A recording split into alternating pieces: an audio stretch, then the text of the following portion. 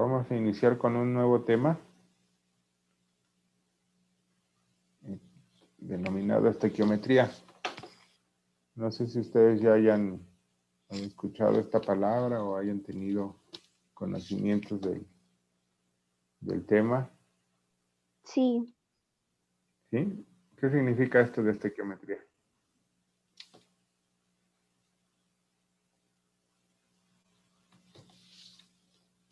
¿Qué entienden o a qué se refiere? ¿De qué trata? Por ahí oyen sí que... Son cálculos para una ecuación ya balanceada, ¿no? Sí, es como... Bueno, la definición se la voy a presentar. Es una área de la química donde se hacen las mediciones o los cálculos entre los productos que se van a generar a partir de una reacción química. La combinación de los reactivos en cuanto a su peso o su cantidad para ver cuánto producto se va a generar. Y esto está muy relacionado pues con el balanceo que vimos de las reacciones anteriores. Entonces, la definición más formal es la rama de la química que estudia las relaciones cuantitativas de las sustancias que participan en una reacción química. Estas proporciones en general son constantes, así como las reacciones químicas se mantienen en proporciones iguales, en cantidades, para formar siempre las mismas moléculas. Entonces, la estequiometría estudia estas relaciones. Entonces, como se imaginarán, es muy importante conocer la estequiometría de las reacciones cuando se quiere trabajar o cuando se tratan de hacer procesos químicos que nos va a permitir obtener ciertos productos. Dentro de las magnitudes que utiliza la estequiometría, hay dos principales, unas conocidas como magnitudes atómicas y otras conocidas como magnitudes molares. Ahorita vamos a ver a qué se refiere esto de la molaridad o de la magnitud molar. Dentro de las magnitudes atómicas está en primer plano pues la definición de la mol. ¿Alguien ha oído de esta palabra? Sí. ¿Sí? Sí. ¿Qué se acuerdan de qué se trata esto de la mol? Está relacionado con el número de Avogadro, ¿no? Ajá. ¿Y qué significa esto del número de Avogadro? Es un número muy chiquito, creo. Al contrario, es un número muy grandote. Expresado en notación exponencial, ¿verdad? El valor que da se multiplica por 10 elevado a la 23. Imagínense un número que tiene 23 ceros de su lado antes del punto, ¿verdad? Son miles o cientos de miles de millones, billones, ¿sí? de partículas.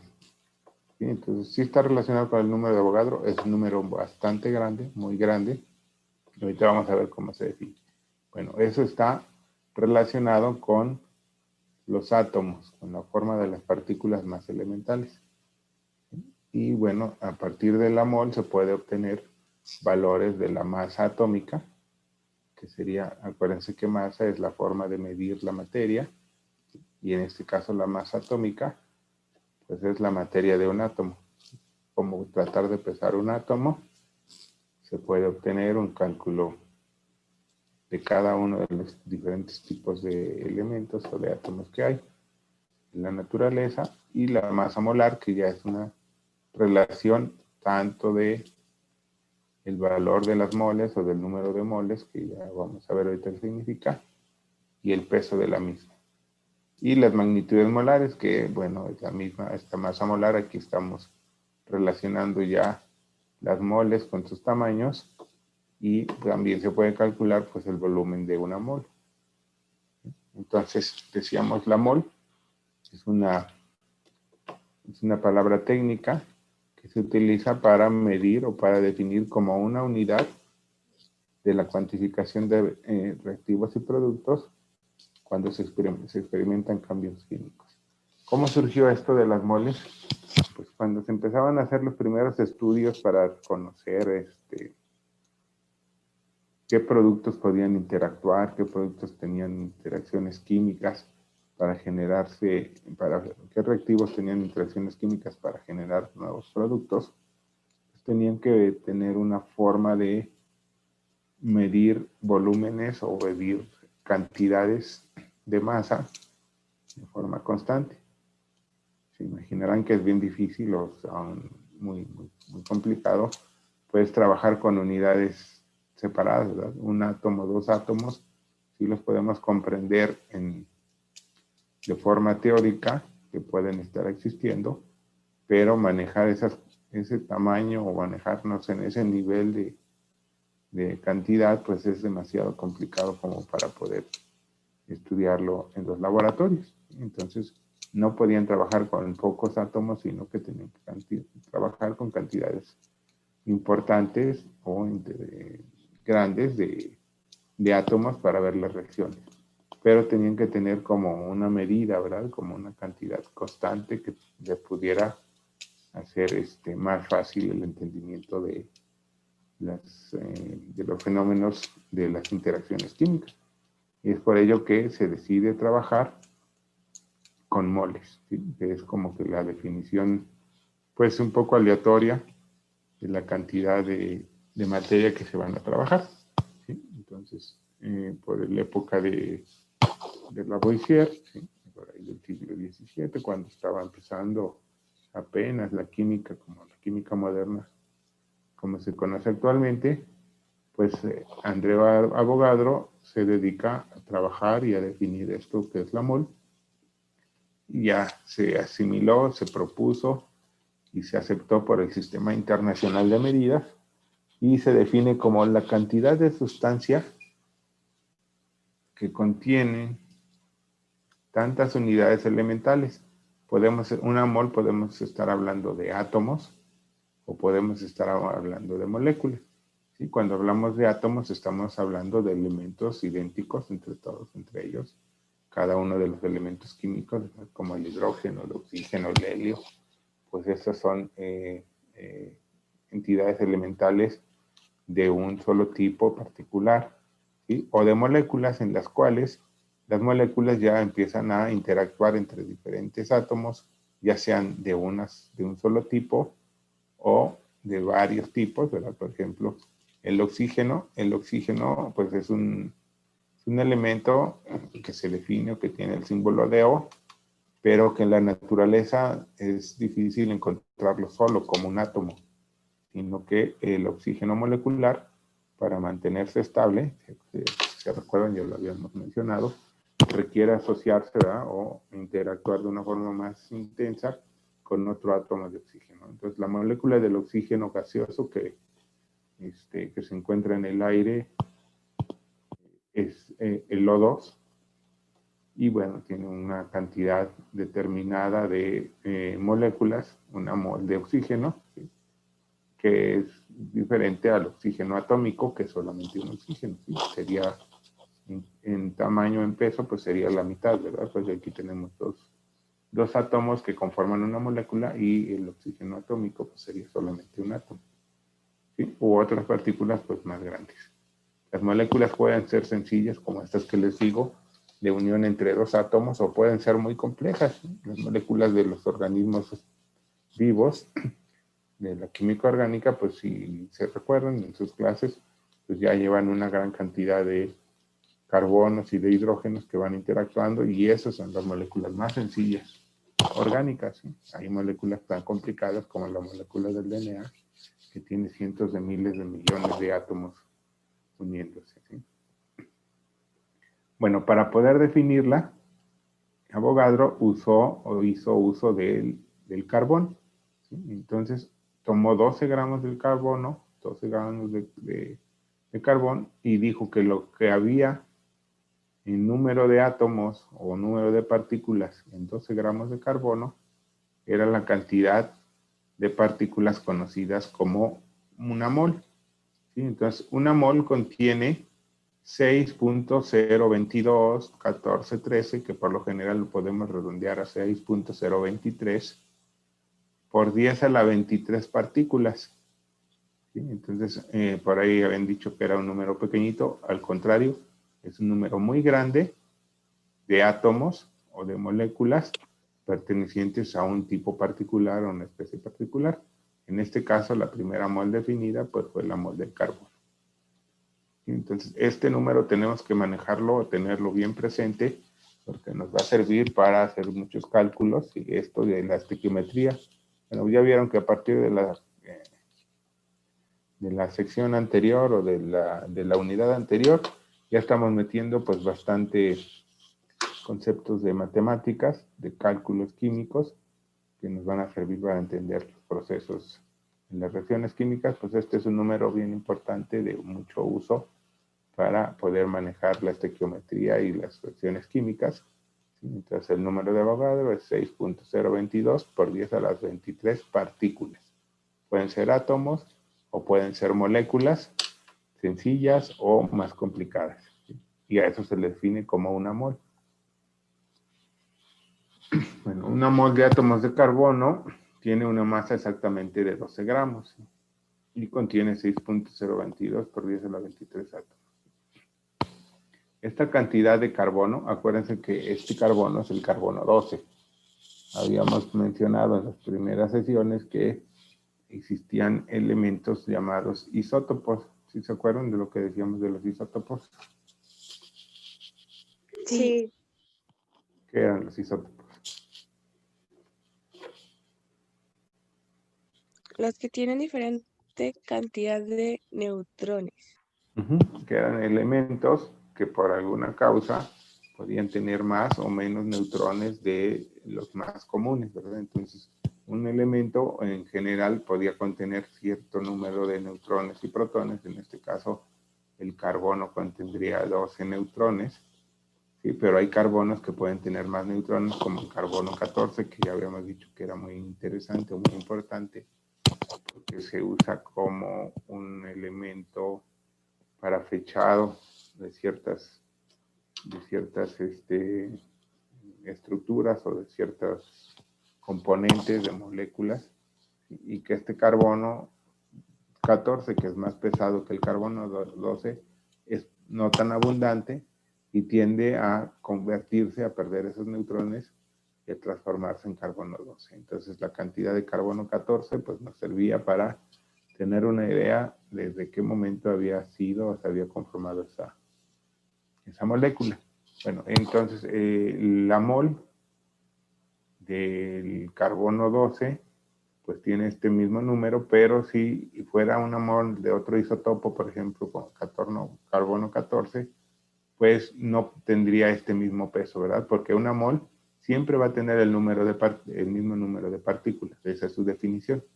Sin importar de qué tipo sea, si es de hidrógeno, si es de oxígeno, si es de agua, si es de cualquier proteína o cualquier estructura más compleja, siempre una mol va a contener 6.022 por 10 a la 23 elementos o átomos.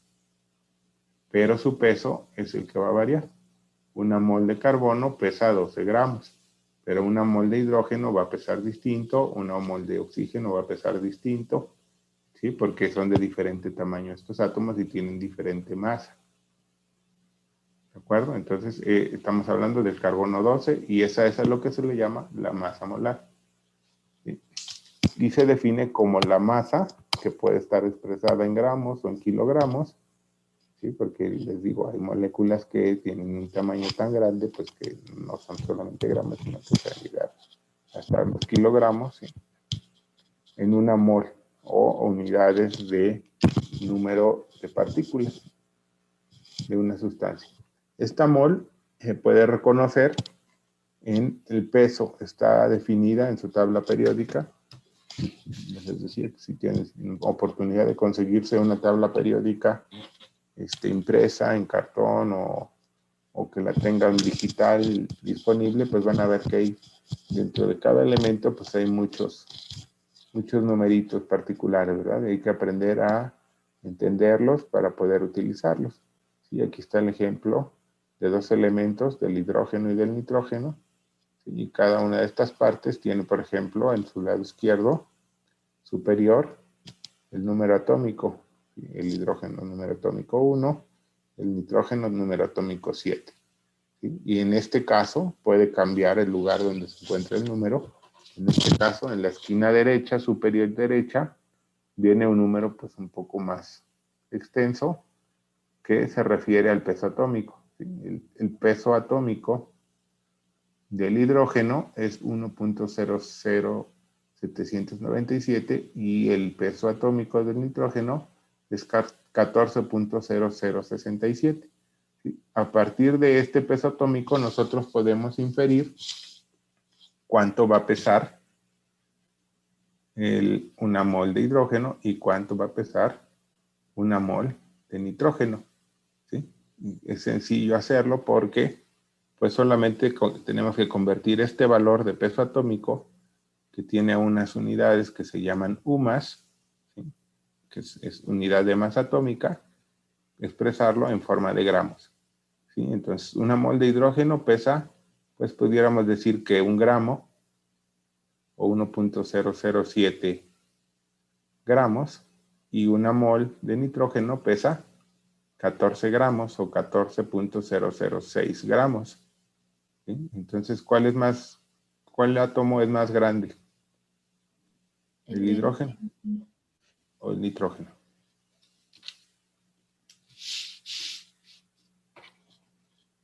El nitrógeno. El nitrógeno es 14 veces más pesado o más grande la cantidad de masa del nitrógeno comparada con la del hidrógeno. El hidrógeno es la más pequeñita de todas, prácticamente es una unidad, y todos los demás pues van a ser más grandes que el hidrógeno. ¿Sí? Y bueno, si esto lo expresamos en gramos, tenemos el peso de una mol, ¿verdad? De 6.022 por 10 a la 23 partículas de hidrógeno pesan 1 gramo. Y 6.022 por 10 a la 23 partículas de nitrógeno pesarán 14 gramos. ¿Sí? Cuando estas dos moléculas se combinan, pueden formar una molécula de 4 átomos, ¿sí? Donde un nitrógeno está interactuando y forma enlaces químicos con el hidrógeno, ¿verdad? Y conforma una molécula con fórmula NH3. Esta unidad, esta partícula compuesta de 4 átomos, 3 de hidrógeno y 1 de nitrógeno, se vuelve ahora nuestra unidad. Y entonces, ¿cuánto pesaría una mol de NH3?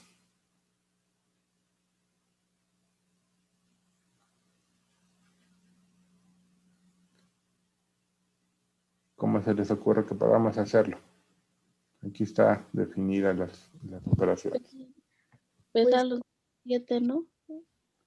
17 aquí dice, ¿por qué? ¿Cómo pudimos calcular ese peso de esta molécula? Pues porque sabemos cuánto pesan sus elementos, componentes, ¿verdad? 3 hidrógenos, cada hidrógeno pesa 1. Y como hay 3 en la molécula, pues se multiplica por 3 y el peso de los hidrógenos en esta molécula es de 3. Y solamente tenemos un nitrógeno. Y un nitrógeno pesa 14. ¿Sí? Entonces, un nitrógeno que pesa 14 más 3 hidrógenos, que cada uno pesa 1, y en total los 3 pesan 3, pues se suma 14 más 3, nos da 17. ¿Sí? Entonces, una mol de NH3 que tiene 6.022 por 10 a la 23 unidades, en este caso de moléculas, pesan 17. Es más pesado el NH3 que el nitrógeno solo, porque se adicionaron 3 hidrógenos. ¿Sí? Y así se puede ir calculando los pesos de las moles de diferentes elementos. ¿Sí? En este caso ya estamos viendo, estamos diseñando una reacción donde el nitrógeno más el hidrógeno conforma la molécula de NH3, pero tendríamos que balancearla, ¿verdad? Entonces tendríamos que ver que necesitamos tantas moléculas de nitrógeno. Acuérdense que no podemos poner solamente los nitrógenos o hidrógenos atómicos, sino que vamos a tener que manejar los hidrógenos y los nitrógenos moleculares, ¿sí? En este caso sería H2 y N2, y tener que hacer el balanceo para que pudiéramos tener cierto número de partículas o de moles de NH3. Bueno, la unidad de masa atómica ya más o menos la estuvimos definiendo en las diapos anteriores, y por acuerdo internacional se define como la cantidad de 1/12 parte del átomo de carbono, ¿sí? Si se acuerdan, habíamos dicho que el átomo de carbono 12 pesaba 12 gramos, la mol de un átomo de carbono. Entonces, si esos 12 gramos sacamos el 12avo, pues pesaría 1 gramo, ¿sí? Y eso sería la cantidad de unidades de masa atómica, o UMAS. Estas UMAS son las que podemos encontrar aquí definidas como peso atómico de los elementos. Cada uno de los elementos va a tener una UMA diferente o una cantidad de peso distinto porque tienen diferentes cantidades de protones, neutrones y electrones, ¿sí? Entonces, este valor de UMA se utiliza como referencia para medir la masa atómica de todos los demás elementos. ¿Cuánto pesa una UMA de carbono? Pues aquí te hacen los cálculos y te demuestran, ¿verdad? Que una UMA por gramo, pues es igual a 1/12 parte, ¿verdad? Entonces tenemos que 12 UMAs van a pesar lo que pesa la mol de carbono. Y después de los cálculos, pues se puede obtener que una UMA de carbono es 1.661 por 10 a la 24 gramos.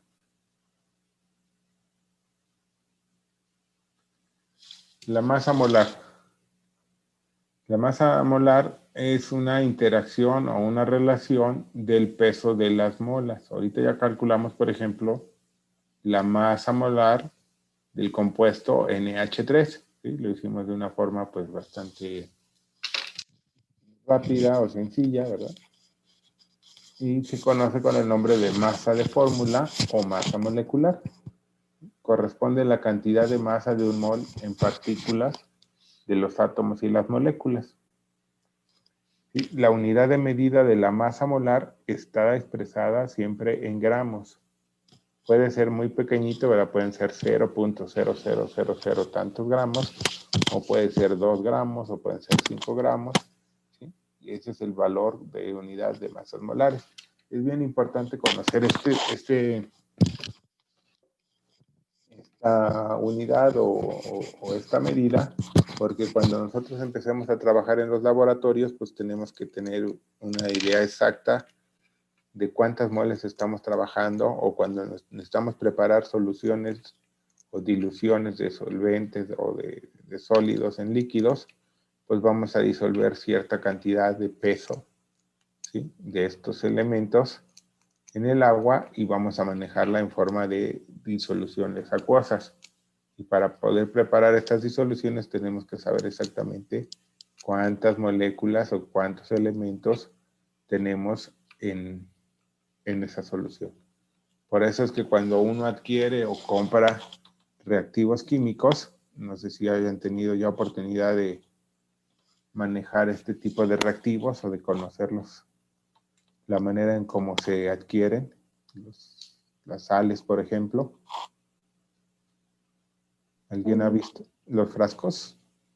Sí. Bueno, ahorita no tengo una foto, a ver si les presento en la próxima diapositiva una foto, pero vienen etiquetados muy claramente, ¿verdad? ¿Qué elementos se pueden reconocer en esa etiqueta? ¿O creen que deban de venir? Pues su reactividad. Ajá, pero ¿cuál sería primero más importante que nuestras reactividades? Un frasquito, viene la etiqueta, y ¿qué es lo primero o lo más importante que debe de venir? El contenido. peso, ¿no? El contenido, ¿verdad? Que sería el nombre de la molécula. o el nombre del compuesto que contiene, ¿verdad? Pensemos en el cloruro de sodio, ¿sí? En la sal de mesa, pues tenía que venir su nombre.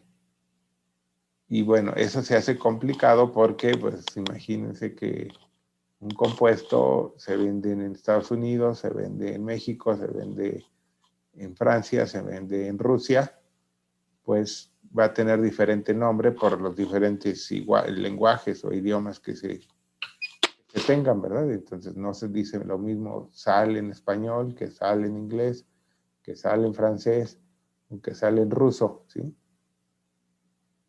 Entonces se hace complicado. Y para eso entonces se tienen lo que se llama pues el nombre químico, ¿verdad? Por un lado se puede tener el nombre común, que a veces lo trae entre comillas o entre paréntesis, dependiendo del mercado donde se venda ese producto. Sí, por ejemplo, el hidróxido de sodio, pues ese sería el nombre químico de la molécula, hidróxido de sodio. ¿Sí? Y el nombre común en México se llama sosa.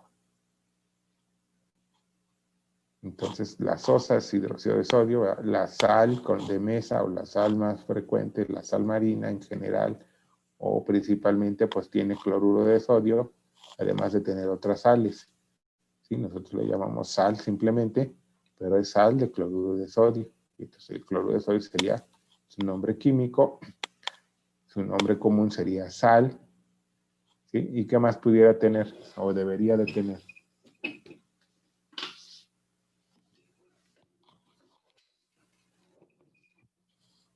El nombre, ¿qué más? Nombre químico. ¿Cómo se expresa? ¿Cómo nos hemos estado expresando de ciertas moléculas?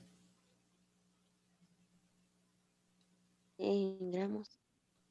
Su fórmula, ¿verdad? Aquí porque estamos la masa de la fórmula. La fórmula del cloruro de sodio, ¿cómo está definida? NaCl. NaCl, ¿verdad? Vimos la fórmula del nitrato, NH3. Ajá. Y bueno, cada una de ellas tiene una forma de expresarse y pues te da más información de la molécula del compuesto. Cuántos átomos de sodio y cuántos átomos de cloro están interactuando entre ellos, ¿verdad? En este caso, pues uno de cada uno. Y luego otro valor bien importante que te va a dar, pues es su masa molecular. ¿Sí? Se puede calcular la masa molecular si sabemos nosotros la fórmula, se puede calcular pues empleando la tabla periódica y haciendo las operaciones correspondientes. Pero en los etiquetados de los reactivos químicos se solicita o se pide que ya venga eso, ¿verdad? Que ya venga definido, como decían, muchas cosas como su reactividad, su forma de mantenerse en buenas condiciones, sus riesgos de uso, ¿verdad? Si son solventes, si son volátiles, si son inflamables, etcétera, tienen que venir en la etiqueta. Y bueno, también un dato muy importante, pues es su masa molecular o su masa de fórmula, que ya te va a decir el peso. Y entonces, se define como la cantidad de masa de la sustancia o peso de la sustancia en una mol de sustancia. Entonces, si las sustancias son relativamente sencillas o donde participan pocos átomos, pues las masas moleculares son pequeñitas, estamos hablando de 17 gramos, hace rato calculamos, no sé, 18 gramos, 3 gramos, ¿sí? Pero conforme se va haciendo más complicado o más grande la molécula, que participa cada vez más átomos, pues estos pesos se van a hacer muy altos, ¿verdad? Es fácil conseguir o imaginarnos 12 gramos de carbón o 17 gramos de nitratos, pero ya imaginarnos unas moles de azúcares o moles de proteínas o moles de DNA, pues serían cantidades o pesos de cientos de kilos o toneladas. ¿Ok? Y bueno, entonces la masa molar se define como la cantidad de sustancia que contiene una mol y que siempre se va a expresar en gramos o en kilogramos. En este caso, por ejemplo, tenemos otra molécula que sería el dióxido de carbono, ¿sí? Cuya fórmula es CO2. La fórmula nos está indicando que esta molécula contiene un átomo de carbono y 2 átomos de oxígeno. ¿Cuál sería su masa molar de esta molécula? Tendríamos que ir a nuestra tabla periódica, ubicar el cuadrito o el recuadro de los datos del carbono y buscar su peso molecular. En este caso, el peso molecular se encuentra en la parte de abajo. En el ejemplo anterior lo vimos o lo encontramos en la esquina derecha superior, ¿sí? En este ejemplo, pues se visualiza abajo del nombre, ¿sí? Estos datos lo podemos ver cuando usamos la tabla periódica. Pues cada tabla periódica te tiene que indicar qué dato está en qué posición del recuadro. Entonces hay como un ejemplo en grande donde te dice aquí está el número atómico, aquí está su peso atómico, puede tener aquí su configuración electrónica, por acá va a tener sus valencias de trabajo y así muchos datos, ¿no? En este caso pues solamente está simplificado para que no nos perdamos en tantos datos. Y bueno, el carbono pesa 12.011 unidades de masa atómica y solamente hay un carbono en esta molécula, ¿sí? Entonces 12 por 1 más lo que pesa el oxígeno. En este caso hay 2 átomos de oxígeno que conforman la molécula. Entonces el oxígeno pesa 15.999, que acá lo representamos como 16, y hay 2 átomos, ¿sí? Entonces se multiplica por 2 su peso atómico y se suma con el peso atómico del carbono.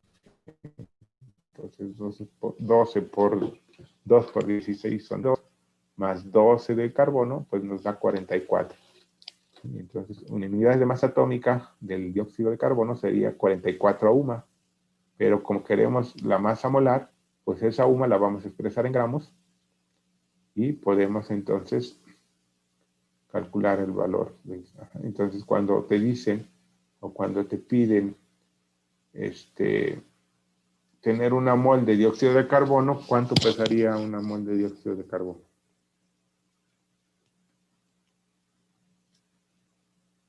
44 gramos.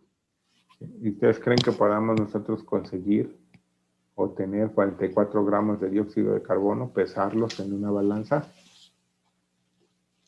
No. ¿No? ¿Quién apoya a su compañera?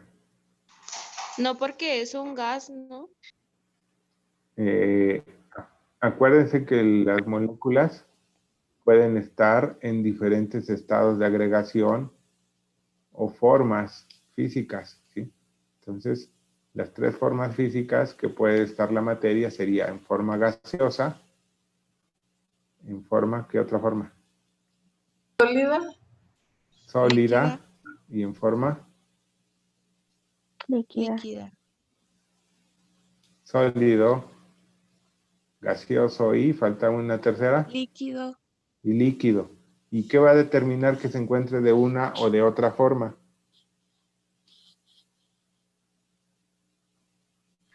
Las condiciones de temperatura. La temperatura puede ser, ¿verdad? Temperatura y presión. ¿Sí? En el caso, por ejemplo, del agua, pues la podemos encontrar casi la naturaleza o tenemos experiencia de la que podemos verla en 3 formas distintas, ¿verdad? Por abajo de los 100 gramos, de los 100 grados, la tenemos en forma líquida. Arriba de los 100 grados, la molécula se vuelve gas. Y por abajo de los 0 grados, la tenemos en forma sólida, ¿verdad? Lo que es el hielo. También puede pasar así con el dióxido de carbono. No sé si han oído hablar del hielo seco.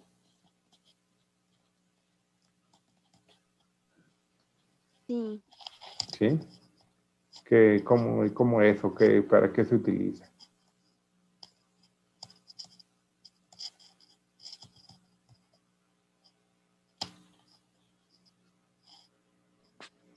¿Alguien lo ha visto, el hielo seco?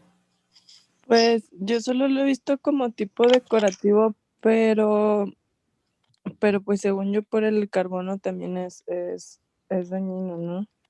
Sí, es dañino. Es como si el dióxido de carbono lo bajáramos o se congelara a temperaturas bastante bajas, mucho más abajo de 0 grados, mucho más abajo de -20 por ahí, un poquito más, y el dióxido de carbono se vuelve sólido y es un bloquecito. Se puede utilizar, por ejemplo, como dice su compañera, de forma decorativa, porque a temperatura ambiente es el cambio drástico de sólido, ni siquiera pasa a líquido, pasa directamente a gaseoso. Y entonces se forma un vapor blanco. Muchas veces en eventos así que quieran tener, como dice, artísticos o eventos sociales, toman el hielo seco y empiezan a convertirlo en gas y se ve el humo blanco que sale, ¿verdad? Como un Lo poco, ponen incluso también como en bebidas. lo pueden Ajá. poner en bebidas o se puede poner, bueno, se puede utilizar para muchas cosas. Por ejemplo, los helados y los vendedores de paletas ponen bloques de hielo seco al interior de sus carritos para que se mantenga la temperatura fría y no se les derritan sus nieves o sus helados, ¿verdad? Entonces el hielo seco se puede manejar. En los laboratorios se maneja mucho el hielo seco sólido para tener ciertas temperaturas o para alcanzar ciertas temperaturas requeridas para los procedimientos. ¿Sí? Entonces nosotros podemos tener bloques de 1 kilo, de 2 kilos de CO2 y luego golpearlo para sacar pedacitos y conseguir un pedacito o conseguir varios pedacitos de 44 gramos de CO2 y vamos a tener una mol de CO2. Entonces sí es factible trabajarlo, no es tan sencillo, no es tan común, porque lo más común es de que este CO2 se encuentre en forma de gas, así como muchos otros elementos, y está más difícil pesarlo. No se puede pesar tan fácil, pero sí se puede medir su volumen. ¿Sí? Bueno, aquí hay unos ejemplos de ciertos compuestos y los pesos de sus moles o de sus masas molares. ¿Sí? En el caso del agua, que tiene fórmula H2O, pues su masa molar es 18. El caso del dióxido de azufre, que su fórmula química es SO3, su masa molar es de 80. El tricloruro de hierro, que su fórmula molecular es FeCl3, pues su masa molar es 162.35. ¿De qué depende este peso? Pues de las cantidades de átomos y los pesos de cada uno de sus elementos, de sus componentes. ¿Sí? En este caso, la masa molar del agua va a corresponder al peso de un oxígeno que ya habíamos visto hace rato, que es de 16, más el peso de 2 hidrógenos, que es de 1 cada uno, ¿verdad? De 2, 16 más 2 nos da 18. ¿Cuántas partículas tiene una mol de agua? Pues las mismas de siempre, el número de Avogadro, 6.022 por 10 a la 23 moléculas de agua, ¿sí? Que se combinan con 6.022 por 10 a la 23 moléculas de oxígeno. ¿Sí? Es la misma cantidad. Sin embargo, para poder conformar 6.022 por 10 a la 23 moléculas de agua, requerimos el doble de partículas de hidrógeno que las de oxígeno. Por eso, el peso, ¿verdad? O la cantidad de partículas que conforman la mol de agua es de 12.044 por 10 a la 23 átomos de hidrógeno.